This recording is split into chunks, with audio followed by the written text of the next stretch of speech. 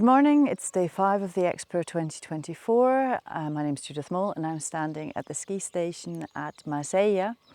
In Catalonia, turn point 5 is just below me, and the guys that tagged turn point 4 are coming along the Cerdanya Valley, which is just to the north of me.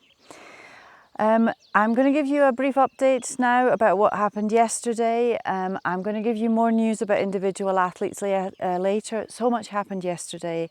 I haven't had a chance to catch up with everybody yet, so I'll need to do a little bit of searching, and then I'll bring you an update on more individuals.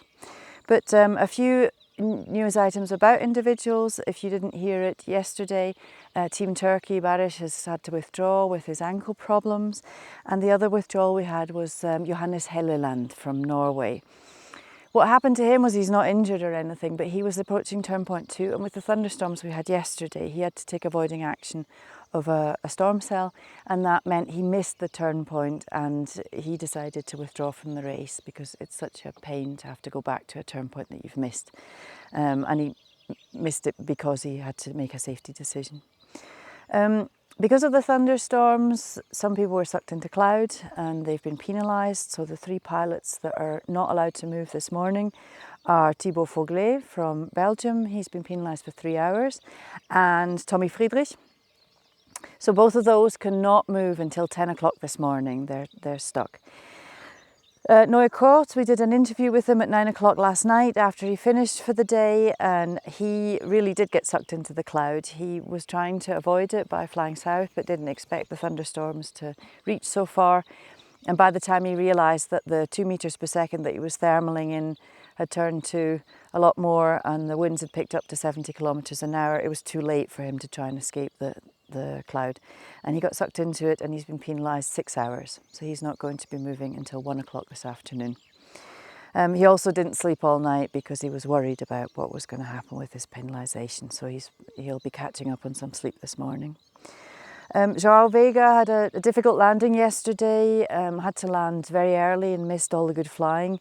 He's going to see how his leg, I think he's injured his knee. So he's going to see how that is this morning and then decide if he's going to continue. So that's one to watch. At the back of the race, Pascal Viaillet managed to get to turn point 2 yesterday in a thunderstorm, so he had to walk there. We'll bring you some footage of that in the video feed of him arriving like a drenched rat. Okay, so the big news yesterday was that Shane Tai and Simon Oberrauner arrived at turn point 5 at Val de Núria, and they'd been at the front all day. So what happened was, we were in Castellón de Sos yesterday morning, and beautiful sunny day. Cumulus started popping quite early. People were hiking up to get into good position to start the long flight towards Val de Núria. Which was the distance between those 2 turn points was 145 kilometres. And it all looked pretty good, and Sean and Simon carried on in the lead, and they weren't always together on the flight, but they ended up at the ridge above Val de Núria, so basically Puigmal, at the same time. And because of low cloud, they had to land and then walk over the crest, and then they managed to take off again, and they landed together at Val de Núria. So they took the turn point together, which I thought was really nice. Not trying not to get the edge on each other, but actually just to do it together. And it then started raining, and they hiked back up the ridge.